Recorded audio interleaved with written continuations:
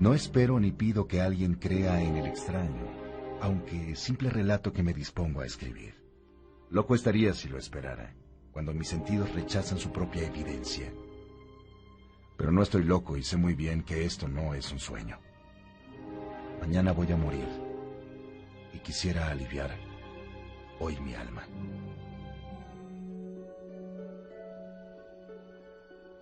Mi propósito inmediato consiste en poner de manifiesto, simple, sucintamente y sin comentarios, una serie de episodios domésticos. Las consecuencias de esos episodios me han aterrorizado, me han torturado y por fin me han destruido. Pero no intentaré explicarlos. Si para mí han sido horribles, para otros resultarán menos espantosos que barrocos. Más adelante tal vez aparecerá alguien cuya inteligencia reduzca mis fantasmas a lugares comunes. Una inteligencia más serena, más lógica y mucho menos excitable que la mía.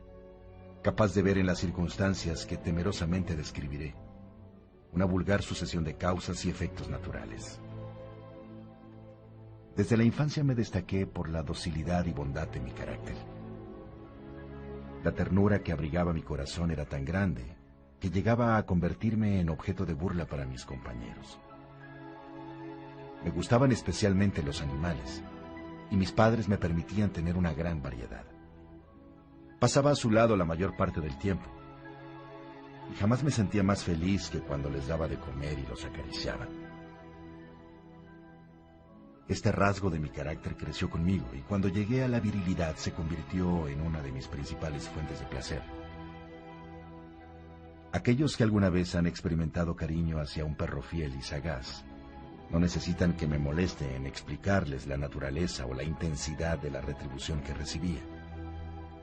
Hay algo en el generoso y abnegado amor de un animal que llega directamente al corazón de aquel que con frecuencia ha probado la falsa amistad y la frágil fidelidad del hombre.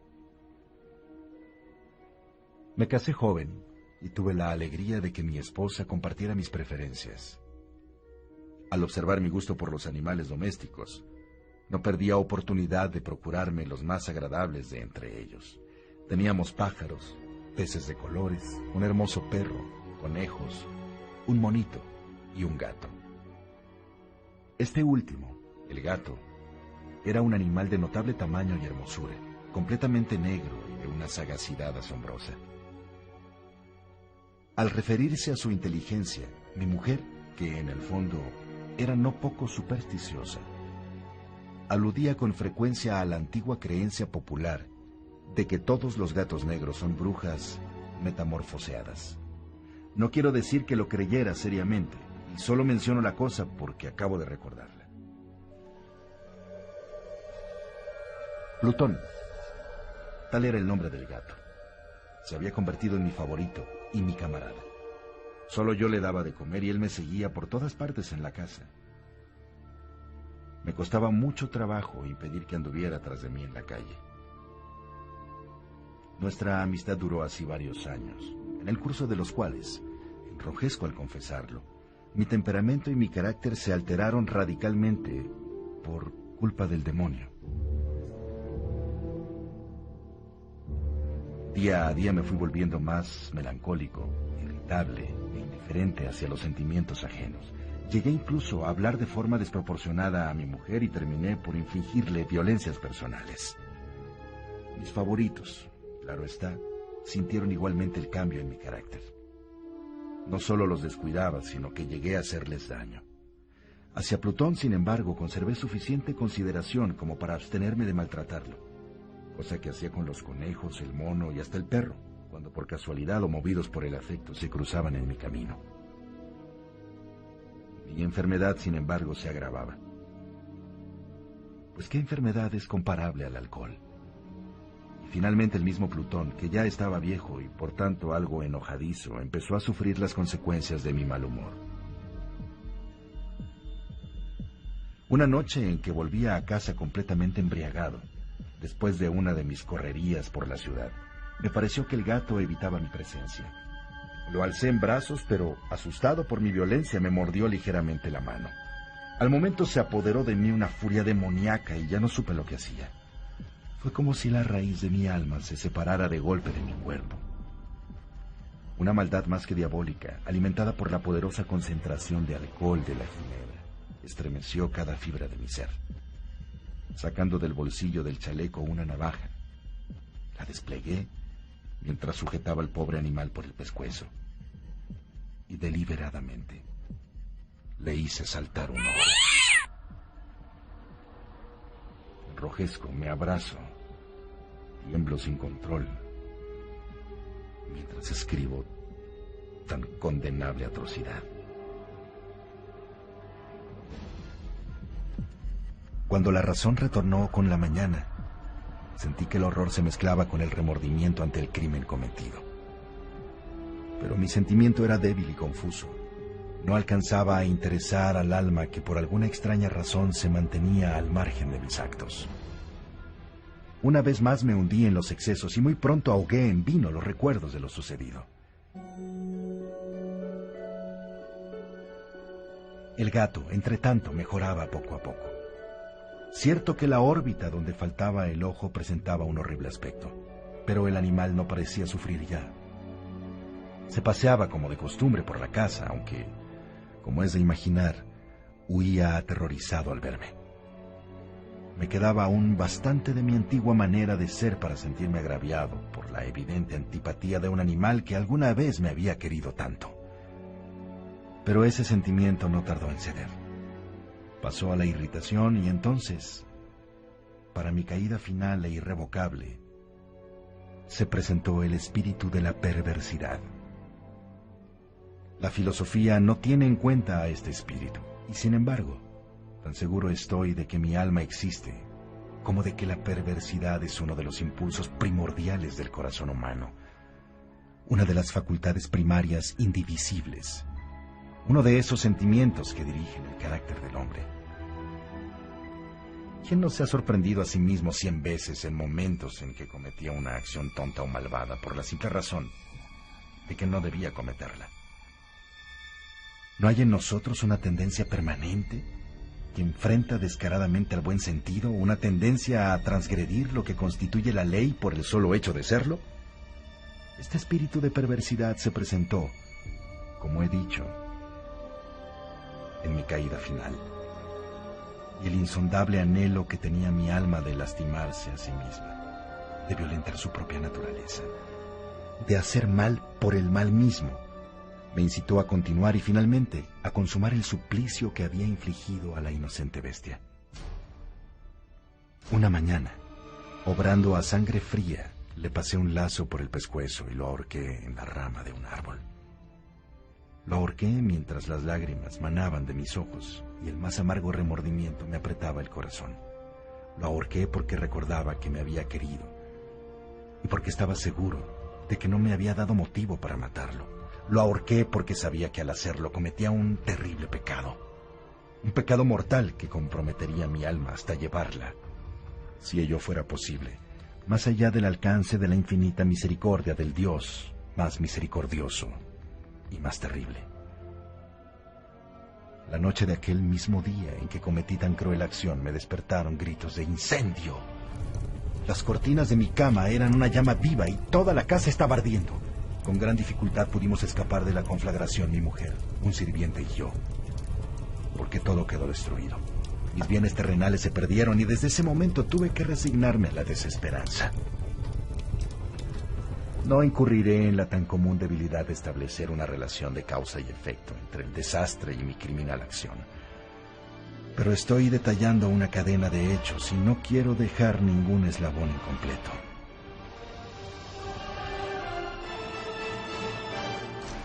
Al día siguiente del incendio acudí a visitar las ruinas de la que alguna vez había sido mi casa. Salvo una, todas las demás paredes se habían desplomado. La que quedaba en pie era un tabique divisorio de poco espesor, situado en el centro de la casa y contra el cual se apoyaba antes la cabecera de mi cama. El yeso exterior había quedado a salvo de la acción del fuego. Una densa multitud completamente ansiosa se había reunido frente a la pared, y varias personas parecían examinar parte de la misma con gran atención y detalle. Las palabras extraño, curioso y otras similares excitaron mi curiosidad. Al aproximarme, vi que en la blanca superficie, grabada como un bajorrelieve, aparecía la siniestra imagen de un gigantesco gato. El contorno tenía una nitidez verdaderamente maravillosa. Había una soga alrededor del pescuezo del animal.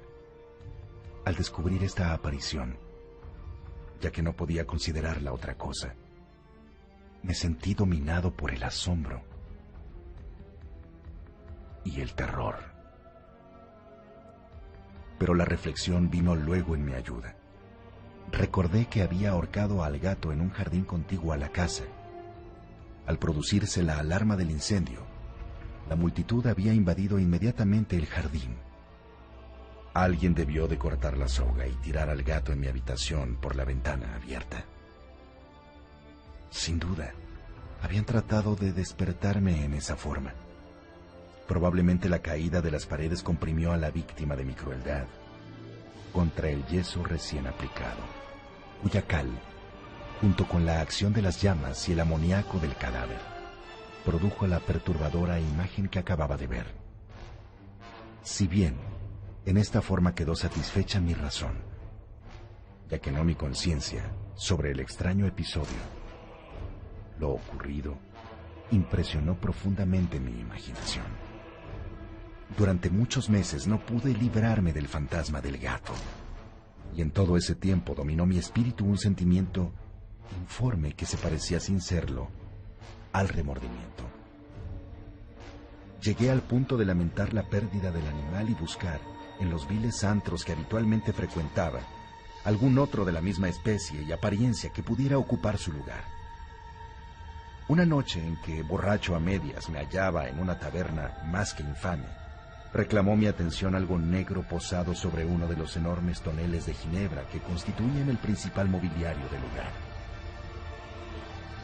Durante algunos minutos había estado mirando dicho tonel y me sorprendió no haber advertido antes la presencia de la mancha negra en lo alto. Me aproximé y la toqué con la mano. Era un gato negro muy grande, tan grande como Plutón y absolutamente igual a este, salvo un detalle. Mi gato Plutón no tenía el menor pelo blanco en el cuerpo, mientras que este gato mostraba una vasta, aunque indefinida mancha blanca que cubría casi completamente el pecho del animal. Al sentirse acariciado, se enderezó prontamente, ronroneando con fuerza. Se frotó contra mi mano y pareció encantado de mis atenciones. Acababa, pues, de encontrar el animal que precisamente andaba buscando. De inmediato propuse su compra al tabernero, pero me contestó que el animal no era suyo y que jamás lo había visto antes ni sabía nada de él. Continué acariciando al enorme gato negro, y cuando me disponía a volver a casa, el animal pareció sorpresivamente muy dispuesto a acompañarme. Le permití que lo hiciera, deteniéndome una y otra vez para inclinarme y acariciarlo. Cuando estuvo en casa conmigo, se acostumbró a ella de inmediato y se convirtió en el gran favorito de mi mujer. Por mi parte, pronto sentí nacer en mí una poderosa antipatía hacia aquel animal. Era exactamente lo contrario de lo que había anticipado, pero sin que pueda decir cómo ni por qué, su marcado cariño por mí me disgustaba y me fatigaba. Gradualmente, el sentimiento de disgusto y fatiga creció hasta alcanzar la amargura del odio. Evitaba encontrarme con el animal. Un resto de vergüenza y el recuerdo de mi crueldad de antaño me prohibían maltratarlo. Durante algunas semanas me abstuve de pegarle o de hacerlo víctima de cualquier violencia, pero gradualmente, muy gradualmente, llegué a mirarlo con inexpresable odio y a huir en silencio de su detestable presencia, como si fuera una emanación de la peste. Lo que sin duda contribuyó a aumentar mi odio fue descubrir a la mañana siguiente de haberlo traído a casa que aquel gato, igual que Plutón, era tuerto. Esta circunstancia fue precisamente la que lo hizo más grato a mi mujer, quien, como ya dije, poseía en alto grado esos sentimientos humanitarios que alguna vez habían sido mi rasgo distintivo y la fuente de mis placeres más simples y más puros. El cariño que el gato demostraba hacia mí parecía aumentar en el mismo grado, o incluso de forma superior que mi aversión. Seguía mis pasos con una pertinencia que me costaría mucho hacer entender a quien en estos momentos me está escuchando. Donde quiera que yo me sentara, venía a recostarse bajo mi silla o saltaba a mis rodillas, prodigándome sus odiosas caricias. Si decidía irme a caminar, se metía constantemente entre mis pies, amenazando con hacerme caer. O bien clavaba sus largas y afiladas uñas en mis ropas para poder trepar hasta mi pecho. En esos momentos, aunque ansiaba aniquilarlo de un solo golpe, me sentía paralizado por el recuerdo de mi primer crimen. Pero sobre todo, quiero confesarlo ahora mismo, por un espantoso temor al animal. Aquel temor no era precisamente miedo de un mal físico, y sin embargo me sería imposible definirlo de otra manera. Me siento casi avergonzado de reconocer, sí, aún en esta celda de criminales me siento casi avergonzado de reconocer que el increíble terror, el ridículo espanto que aquel animal me inspiraba era intensificado por una de las más insensatas pesadillas que sería dado concebir. En numerosas ocasiones, mi mujer me había llamado la atención sobre la forma de la mancha blanca de la cual ya he hablado, y que constituía la única diferencia entre el extraño animal y el que yo había matado. Tú que escuchas mi historia recordarás que esta mancha, aunque grande, me había parecido al principio de forma indefinida, pero gradualmente de manera tan imperceptible que mi razón luchó durante largo tiempo por rechazarla como fantástica. La mancha fue asumiendo un contorno de rigurosa precisión. Representaba ahora algo que me estremezco al nombrar, y por ello odiaba. Temía y hubiera querido liberarme del monstruo si hubiese sido capaz de atreverme. Representaba, digo, la imagen de una cosa atroz, siniestra. La imagen del patíbulo. Oh, lúgubre y terrible máquina del horror y del crimen, de la agonía y de la muerte. Me sentí entonces más miserable que todas las miserias humanas. Pensar que una bestia, cuyo semejante había yo destruido desdeñosamente, una bestia era capaz de producir tan insoportable angustia a un hombre creado a imagen y semejanza de Dios. Ay, ni de día ni de noche pude ya gozar de la bendición del reposo. De día aquella criatura no me dejaba un instante solo. De noche despertaba hora a hora de los más horrorosos sueños para sentir el ardiente aliento de la cosa en mi rostro y su terrible peso. Pesadilla encarnada de la que no me era posible desprenderme, apoyado eternamente sobre mi corazón. Bajo el agobio de tormentos semejantes, sucumbió en mí lo poco que me quedaba de bueno. Solo los malos pensamientos disfrutaban ya de mi intimidad, los más tenebrosos, los más perversos pensamientos. La melancolía habitual de mi humor creció hasta convertirse en aborrecimiento de todo lo que me rodeaba y de la entera humanidad. Y mi pobre mujer, que de nada se quejaba, llegó a ser la habitual y paciente víctima de los repentinos y frecuentes arrebatos de ciega cólera que me abandonaba. Cierto día, para cumplir una tarea doméstica, me acompañó al sótano de la vieja casa donde nuestra pobreza nos obligaba a vivir. El gato me siguió mientras bajaba la empinada escalera y estuvo a punto de tirarme cabeza abajo, lo cual me exasperó hasta la locura. Alzando un hacha y olvidando en mi rabia los infantiles temores que hasta entonces habían detenido mi mano, descargué un golpe que hubiera matado instantáneamente al animal de haberlo alcanzado. Pero la mano de mi mujer detuvo su trayectoria. Entonces, llevado por su intervención a una rabia más que demoníaca, me zafé de su abrazo y le hundí el hacha en la cabeza. Sin un solo quejido, cayó muerta a mis pies. Cumplido este espantoso asesinato de mi esposa, Me entregué al punto y con toda sangre fría a la tarea de ocultar el cadáver. Sabía que era imposible sacarlo de casa, tanto de día como de noche, sin correr el riesgo de que algún vecino me viera. Diversas cosas pasaron por mi cabeza. Por un momento pensé en quemar el cuerpo. Luego se me ocurrió cavar una tumba en el piso del sótano. Pensé también si no convenía arrojar el cuerpo al pozo del patio o meterlo en un cajón, como si se tratara de una mercadería común, y llamar a un mozo para que lo retirara de casa, pero después de pensar en varias opciones decidí emparedar el cadáver de mi mujer en el sótano, tal como se dice que los monjes de la Edad Media emparedaban a sus víctimas.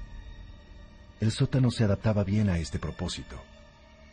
Sus muros eran de material poco resistente y estaban recién recubiertos con un mortero ordinario, que la humedad de la atmósfera no había dejado endurecer. Además, en una de las paredes se veía la silueta de una falsa chimenea, la cual había sido rellenada y tratada de manera semejante al resto del sótano. Sin lugar a dudas, sería muy fácil sacar los ladrillos en esa parte, introducir el cadáver y tapar el agujero como antes, de manera que ninguna mirada pudiese descubrir algo sospechoso. No me equivocaba en mis cálculos.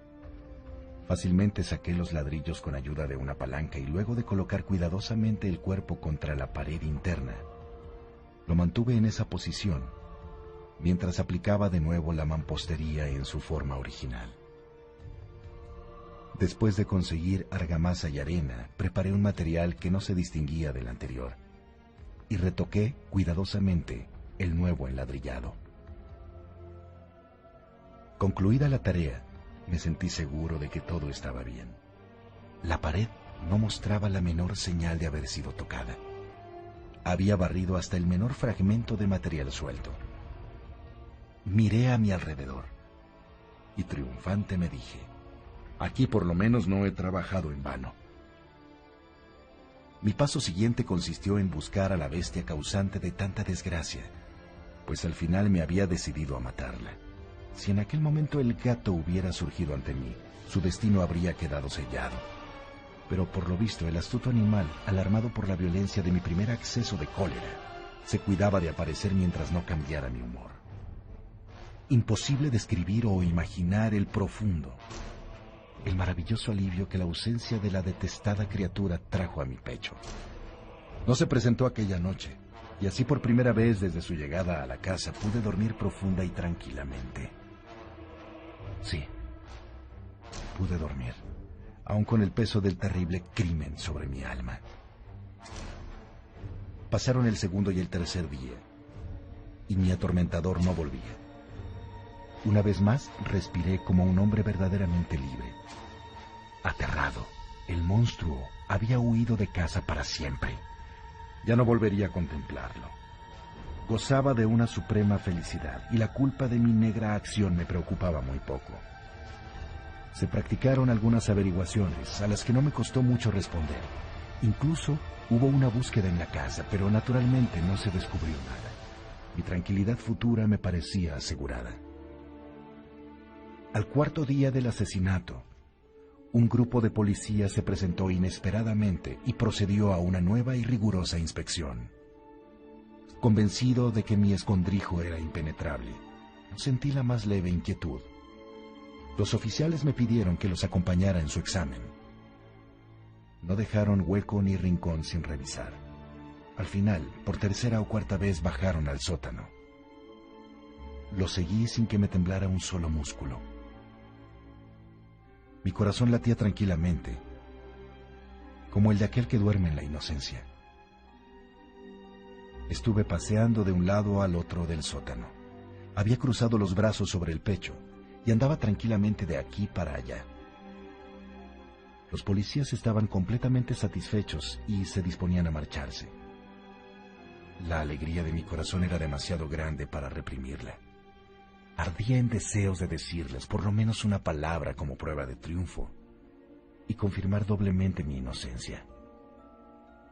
«Caballeros», dije por fin cuando el grupo subía la escalera, «me alegro mucho de haber disipado sus sospechas. Les deseo felicidad y un poco más de cortesía. Dicho sea de paso, caballeros, Esta casa está muy bien construida. En mi frenético deseo de decir alguna cosa con naturalidad, casi no me daba cuenta de mis palabras. Repito que es una casa de excelente construcción. Estas paredes... ¿Ya se marchan ustedes, caballeros? Estas paredes tienen una gran solidez. Y entonces, arrastrado por mis propias jactancias, golpeé fuertemente con el bastón que llevaba en la mano sobre la pared del ladrillado, tras de la cual se hallaba el cadáver de la esposa de mi corazón. Que Dios me proteja y me libre de las garras del archidemonio. Apenas había cesado el eco de mis golpes cuando una voz respondió desde dentro de la tumba. Un quejido sordo y entrecortado al comienzo, semejante al sollozar de un niño, que luego creció rápidamente hasta convertirse en un largo, agudo y continuo alarido, anormal como inhumano, un aullido, un clamor de lamentación, mitad de horror, mitad de triunfo. Solo puede haber brotado en el infierno de la garganta de los condenados en su agonía y de los demonios exultantes en la condenación. Hablar de lo que pensé en ese momento sería locura. Presa de vértigo, fui tambaleándome hasta la pared opuesta. Por un instante el grupo de hombres en la escalera quedó paralizado por el terror. Luego, una docena de robustos brazos atacaron la pared que cayó de una pieza. El cadáver, ya muy corrompido y manchado de sangre coagulada, apareció de pie ante los ojos de los espectadores. Sobre su cabeza, con la roja boca abierta y el único ojo como de fuego, estaba agazapada la horrible bestia cuya astucia me había inducido al asesinato y cuya voz delatadora me entregaba al verdugo. Había emparedado al monstruo en la tumba.